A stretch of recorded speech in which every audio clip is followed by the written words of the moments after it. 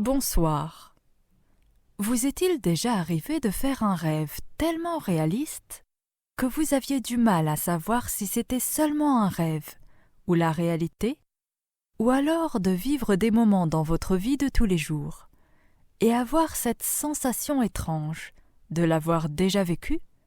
C'est précisément ce genre de situation que vivent certains personnages dans les chroniques de minuit. Bienvenue à vous, voyageurs de la nuit. Installez-vous confortablement. Préparez-vous pour un voyage au cœur de l'imaginaire et du monde des rêves. Je vais vous raconter l'histoire de Liam O'Neill.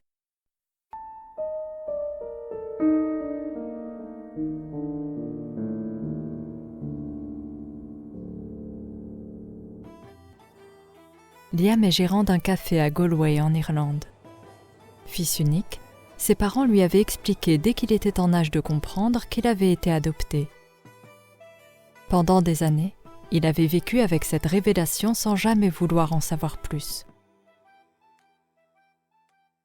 Mais il allait bientôt devenir père, et cela créa en lui un besoin soudain de connaître qui étaient ses parents biologiques et pourquoi l'avaient-ils abandonné. Il avait entamé des recherches. Celles-ci prenaient beaucoup de temps et n'amenaient à aucune information lui permettant d'identifier son origine. Liam avait pris la décision de faire appel à un détective privé. Il se dit que peut-être, il serait en mesure de l'aider avec les maigres informations qu'il avait en sa possession. Sa mère adoptive lui avait remis une petite boîte en carton. À l'intérieur se trouvait un hochet en argent et le vêtement que portait le petit Liam lorsqu'il fut déposé à l'orphelinat, avec les initiales LW brodées dessus. Il échangea un long moment avec le détective, mais malheureusement, il ne pouvait pour l'instant se permettre ses services. La somme d'argent nécessaire pour ses recherches était une dépense bien trop importante, surtout avec un bébé en route. C'est à contre-cœur que Liam laissa donc ses recherches en suspens, juste le temps de récolter l'argent nécessaire. Mais le détective lui demanda de quand même lui laisser le carton avec ses affaires de bébé. Dépité, il retourna donc au travail, mais son esprit était préoccupé. Il se demandait qui étaient ses parents. Avait-il des frères et sœurs? Vivait-il tout près? Perdu dans ses pensées, il revint tant bien que mal sur la terre ferme, quand la sonnerie du téléphone retentit. Lorsqu'il répondit, c'est avec surprise qu'il découvrit qui était à l'autre bout du fil. C'était l'équipe d'une émission de radio très populaire en Irlande, Dare for Cash. Cette émission propose un jeu de défi. Après avoir appelé au hasard une personne, un défi lui est proposé. Et si celle-ci accepte et relève le défi avec brio, alors elle empochera la modique somme de 100 000 €. Mais il faut au préalable s'inscrire sur une liste. Et ce qui étonna Liam, c'est qu'il ne s'était pas inscrit à ce jeu. Après mûre réflexion, il se dit que c'était peut-être quelqu'un qui connaissait sa situation qui voulait l'aider, et qui l'avait inscrit à son insu. C'était littéralement un don du ciel. Cet argent lui permettra d'avancer dans ses recherches sur ses parents biologiques. La personne au bout du fil lui expliqua quel allait être son défi. Il devra passer une nuit complète seul dans le phare de l'île de Black Rock. Cela peut paraître un défi facile à relever, mais ce phare a une histoire particulière. Personne n'y avait passé la nuit depuis 1945, où l'ancien gardien du phare y vivait encore. Malheureusement, celui-ci connut une fin tragique et il entrait les lieux depuis. Liam écouta attentivement. Il ne croit pas aux fantômes. Même si lorsqu'il était enfant, il avait entendu parler de l'histoire du phare et de bien d'autres histoires de fantômes. Il n'avait jamais pris ces histoires au sérieux. Pour lui, cela fait partie du folklore local. Liam accepta immédiatement le défi. Son interlocuteur lui donna toutes les informations nécessaires. Il lui précisa la marche à suivre. Un taxi viendra le chercher vendredi soir. Il devra prendre ensuite un bateau pour être déposé sur l'île de Black Rock. Départ de la terre ferme à 20h. Et il devra rester sur place jusqu'au lendemain, 8h tapante. Il trouvera dans le phare le nécessaire pour passer la nuit, ainsi que des consignes de sécurité. Son téléphone lui sera retiré pour éviter toute tentative de tricherie. Et si jamais il se trouve en danger, il devra tirer une fusée de détresse pour alerter l'équipe qui se trouve sur le continent. Les termes du défi étaient clairs, et en cas de non-respect, il sera automatiquement disqualifié. Liam se sentait d'attaque. Il avait un objectif précis, et il était prêt à aller jusqu'au bout de ce challenge. Comme on le lui avait expliqué, un taxi vint le chercher vendredi après-midi. Il passa la fin de la journée dans un hôtel où on lui avait réservé une chambre. De la fenêtre, il pouvait voir au loin le phare. Si tout se passe bien, à la même heure le lendemain, il pourrait remettre au détective la somme d'argent nécessaire pour les recherches. Cette pensée l'encourageait à tenir bon. Il se promena dans la pièce et trouva sur une table une boîte avec des instructions. Il devait laisser son téléphone et le mettre dans la boîte avant d'aller prendre le bateau. Liam trouvait cela étrange qu'il n'y ait aucun membre de l'équipe pour l'accueillir de vive voix. Depuis le début, tous les échanges avec l'équipe du jeu se faisaient soit par téléphone, soit par lettre. 19h40. On frappa à sa porte. C'était pour le prévenir qu'il était temps d'aller au quai pour embarquer et aller sur l'île. Liam jeta un dernier coup d'œil par la fenêtre. Il mit son téléphone dans la boîte comme il était spécifié dans les instructions et s'en alla d'un pas décidé. Sur le quai non loin de là, l'attendait un homme sur un petit bateau à moteur. Pendant toute la traversée, les deux hommes n'échangèrent aucun mot. La tension était palpable. Liam fut déposé sur le rivage. Une fois sur place, il fut frappé par l'aspect peu accueillant de cette île. Il n'allait passer qu'une nuit ici, et il se demandait comment faisaient les gens autrefois pour rester ici pendant des mois durant. Il n'y avait pas l'ombre d'un chat, et l'ambiance était assez lugubre. Si ses souvenirs étaient justes, la légende disait que l'ancien gardien du phare avait vécu un tragique accident. Depuis, il entrait les lieux. Nombreuses sont les personnes qui disent l'avoir vu. Mais seulement de nuit, et par temps de tempête. Ils décrivent tous la même scène. Le gardien erre sur l'île, une lampe à huile à la main. Comme s'il était toujours en service. Peut-être n'était-ce pas le moment de se remémorer tout cela. Car quoi qu'on en dise, pour rester sur une île de nuit et seul, il faut quand même avoir un certain courage. Liam se mit à regarder tout autour de lui. Il se sentait épié. C'est comme s'il n'était pas seul sur cette île. Il se dirigea vers le phare. Lorsqu'il ouvrit la porte, celle-ci grinça tellement fort qu'il eut une frousse terrible. Il monta ensuite les interminables marches de l'escalier en colimaçon et arriva complètement essoufflé à l'ancien espace de vie du gardien. Il y avait un peu de nourriture et de l'eau pour se restaurer, et une petite valise jaune contenant des fusées de détresse. Il y avait une table avec une chaise, un petit lit et un bureau. La vue était imprenable, on voyait de loin la côte. La mer, qui était relativement calme, commençait à s'agiter. De même qu'un vent à décorner les bœufs se souleva. Le ciel déjà sombre se couvrit, et une pluie diluvienne déferla sur l'île. On entendait les vagues se fracasser sur le rivage, et les énormes gouttes de pluie frappaient sur les fenêtres du phare. Le vent parvenait même à entrer dans le phare par les interstices de la structure métallique. Le vent qui s'engouffrait à l'intérieur du phare faisait un bruit terrible qui ressemblait presque aux plaintes d'un revenant. Au début assez confiant, Liam commençait à ressentir de la peur. Pour détourner son attention de la tempête et se donner du courage, il s'installa sur le lit et prit un livre qu'il avait ramené avec lui. C'était son livre préféré, Le vieil homme et la mer d'Ernest Hemingway. Il était à peine 23 heures. Plongé dans la lecture de son livre, ses paupières s'alourdissaient de plus en plus et il s'endormit. Mais il se réveilla en sursaut à cause d'un énorme bruit.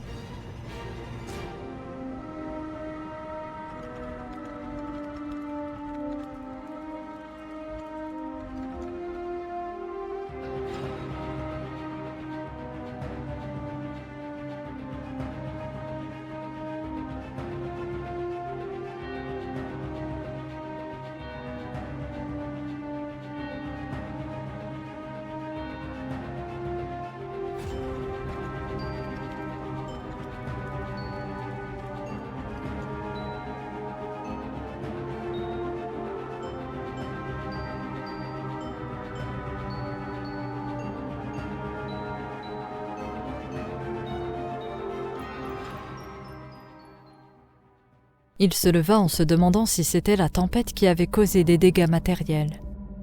Il alla vers l'escalier et s'apprêtait à descendre. Il descendit quelques pas et s'arrêta brusquement. Il entendait quelque chose gratter sur le plafond. Quelque chose de tout proche. Il entendait un bruit d'ailes, comme s'il s'agissait d'un oiseau qui avait été pris au piège dans le phare. Mais alors qu'il s'apprêtait à redescendre les escaliers, quelque chose vola au-dessus de sa tête. Surpris et apeuré, il s'en fallut de peu qu'il tombe et dévale les escaliers. Il balança sa main pour repousser l'animal. Il s'aperçut alors qu'il s'agissait d'une chauve-souris. Cette frayeur lui donna l'impression d'un mauvais présage. Lorsqu'il arriva en bas du phare, la porte était grande ouverte. Celle-ci frappait contre le mur à cause du vent et produisait un boucan infernal. Il comprit que c'était cela qui l'avait réveillé. Il repoussa la porte de toutes ses forces et la referma avec le loquet. En voulant remonter, il s'aperçut d'un détail étrange qu'il n'avait pas remarqué en descendant. Il y avait des traces de pas humides, comme si quelqu'un était entré de dehors pour se réfugier de la pluie et avait monté les escaliers. Mais le seul problème est qu'il n'avait croisé personne en descendant. Son cœur se mit à battre de plus en plus vite. Il se demandait qui cela pouvait bien être. Il se demanda si c'était la fatigue qui se faisait ressentir à cette heure si tardive. Ou alors, était-ce le fantôme de l'ancien gardien du phare ? Liam se mit à rire amusé par ses propres pensées. Il se sentait ridicule de douter ainsi et croire l'espace d'un instant qu'il s'agisse d'un fantôme. C'est alors qu'il entendit à nouveau du bruit. Mais cette fois-ci, il provenait du haut du phare. C'est comme si quelqu'un avait ouvert la petite porte pour accéder à la tourelle du phare. Il remonta rapidement les escaliers, et à sa grande surprise, la porte d'accès à la tourelle était grande ouverte. Liam commençait à se poser des questions. Il entra dans la tourelle pour voir s'il y avait quelqu'un. Et d'un coup, un homme qui était caché dans un coin se jeta sur lui, et il l'entraîna pour le jeter par-dessus le garde-corps de la tourelle. Liam, surpris et confus, ne comprenait pas ce qui se passait. Il mit un moment à réagir. Il se débattait de toutes ses forces et il s'accrocha à la porte. L'homme portait un manteau de pluie et un chapeau qui cachait son visage. Liam ne comprenait pas pourquoi quelqu'un voulait s'en prendre à lui. Et surtout, comment cet homme était arrivé sur l'île sans qu'il ne s'en aperçoive. Alors que l'homme avait pris le dessus sur Liam et qu'il l'entraînait dangereusement vers la balustrade. Tous deux furent surpris par un bruit à l'intérieur du phare.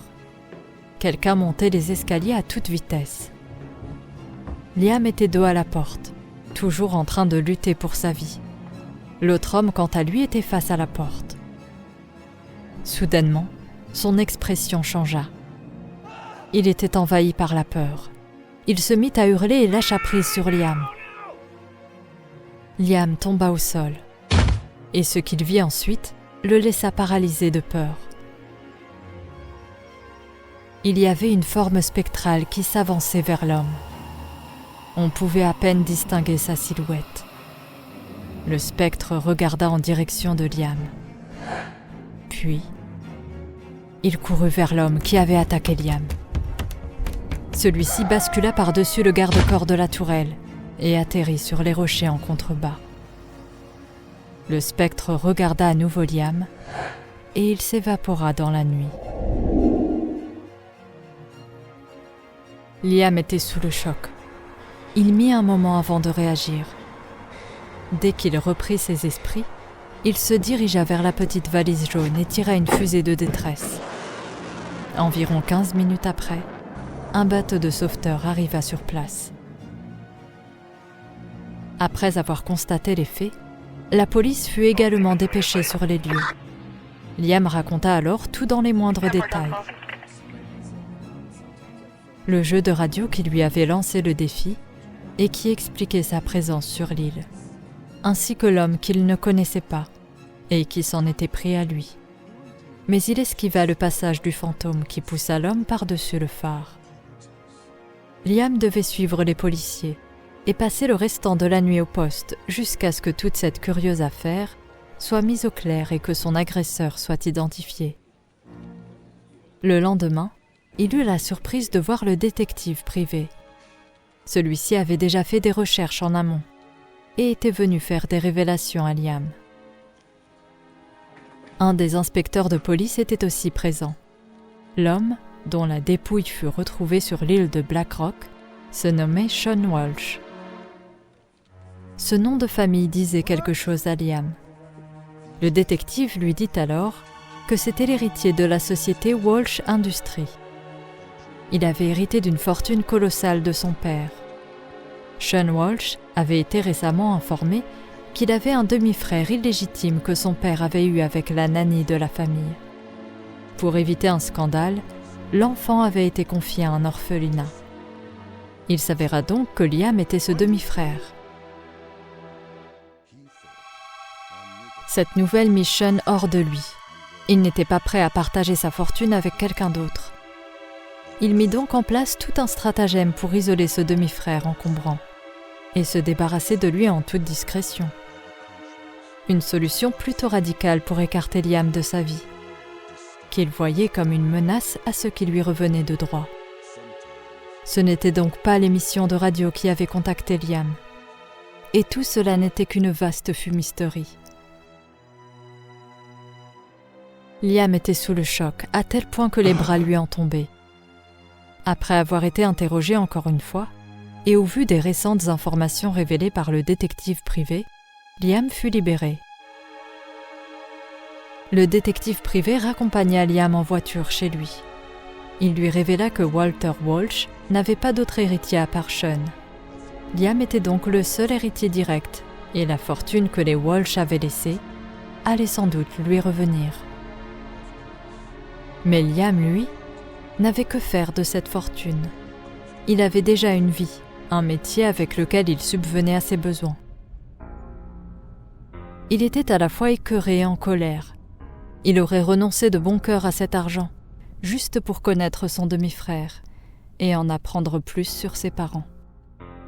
Tout cela le dépassait, et il avait besoin de se retrouver seul pour se remettre et digérer tout cela, car il y avait un détail qui le chiffonnait. C'était bien le fantôme du gardien du phare qui l'avait de toute évidence sauvé d'une mort certaine. S'il n'était pas intervenu, c'est certainement lui qu'on aurait retrouvé au pied du phare. Et encore, si Sean n'avait pas l'intention de se débarrasser de son corps pour cacher son crime. Mais il chassa rapidement ces idées noires de son esprit, car il avait survécu à cette terrible nuit.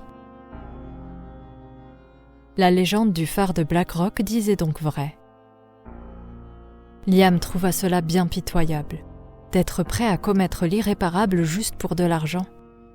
Il avait vraiment du mal à comprendre qu'on puisse en arriver à de telles extrémités. L'argent n'a jamais été un moteur pour lui. L'amour et le bien-être de sa famille le comblaient bien assez. Il se jura que quelle que soit la suite des événements, jamais il ne deviendrait comme ces gens, aveuglés par le pouvoir et l'argent. L'enquête fut close et la presse s'en donna à cœur joie. Liam se retrouva dans les gros titres. Sean Walsh, mort en tentant d'écarter son demi-frère de la succession. Liam avait hérité d'une bonne partie de la fortune et du patrimoine des Walsh. La presse était devant sa maison du matin au soir. Chaque journaliste jouait des coudes pour tenter de décrocher l'exclusivité. Mais Liam ne voulait pas prendre part à toute cette folie. Il resta cloîtré chez lui. Son épouse a lâché sa sœur pour être à l'abri de toute cette agitation. Liam apprit que le phare de Black Rock faisait partie du patrimoine des Walsh. Comme l'enquête était finie, ce n'était plus une scène de crime. Cette île est une propriété privée et isolée de tout. Il n'y avait donc pas mieux pour y trouver refuge. Il s'échappa discrètement et retourna sur l'île le temps que les choses se calment. Il monta dans le phare et il eut une pensée pour son demi-frère, même après ce qu'il avait fait. Il eut aussi une pensée pour le gardien du phare et il se recueillit un moment. Il le remercia et il pria pour que son esprit trouve enfin la paix. Liam s'attendait à revoir une apparition de l'ancien gardien du phare, mais il n'en fut rien. Debout à la fenêtre du phare, Liam regardait l'horizon. Songeur, il se demandait pourquoi le fantôme l'avait aidé. Il alla se coucher pour se reposer un peu. Il posa sa tête sur l'oreiller et plongea dans un sommeil profond. Lui qui d'habitude ne se souvient jamais de ses rêves se mit à rêver de façon très intense. Et ce rêve était sans doute la réponse à ses questions. Il voyait l'île un soir de grande tempête. Un bateau de bandits avait accosté sur l'île. Il vit le dernier gardien du phare aller vers eux. Celui-ci découvrit que ces personnes avaient volé un convoi qui transportait de l'argent. Ils demandèrent l'aide du gardien pour passer la nuit sur l'île et lui demandèrent de garder ce qu'il avait vu pour lui, en échange d'une partie du butin. Le gardien accepta, mais il apprit à ses dépens que la parole de ces bandits ne valait rien, car il fut retrouvé sans vie sur les rochers. Les autorités locales eurent du mal à savoir si c'était un accident ou si le gardien avait mis fin à ses jours. Son épouse, qui était sur le continent, était souffrante, et le gardien travaillait sur l'île pour payer ses soins médicaux. Il avait donc accepté l'offre des bandits par nécessité, et non pas par appât du gain. Certes, le travail de gardien payait bien, mais il était éloigné de sa famille. Liam se réveilla en sursaut. Pour lui, ce n'était pas un rêve ordinaire. C'était le fantôme du gardien, qui lui avait montré ce qui s'était passé la fameuse nuit où il connut une fin tragique. Tout s'expliquait. Lorsqu'il vit Liam en détresse, et pris au piège comme lui aussi avait dû l'être, son esprit fut attiré sur les lieux, et il décida d'intervenir. Liam resta quelques jours, et ce calme, ce silence, le bruit des vagues qui se cassaient sur le rivage, l'apaisaient au plus haut point. Il se sentait d'attaque pour retourner sur le continent et faire face à la nouvelle vie qui s'offrait à lui. Il monta dans le petit bateau à moteur et quitta l'île aux premières lueurs de l'aube. Son regard se fixa sur l'île qui s'éloignait de plus en plus. L'air était électrique, signe qu'une tempête approchait. Au pied du phare, il aperçut quelque chose. Le gardien se tenait là, sa lampe à huile à la main. Bien qu'il ne fasse plus partie de ce monde, le gardien du phare semblait toujours veiller, prêt à intervenir si par malheur quelqu'un s'apprêtait à commettre un crime ou une injustice sur son île.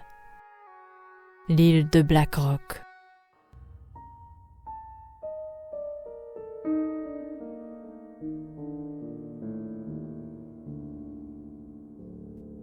Merci d'avoir suivi cet épisode. N'hésitez pas à mettre un pouce bleu et à vous abonner. Quant à moi, je vous dis à bientôt pour un nouvel épisode des Chroniques de minuit.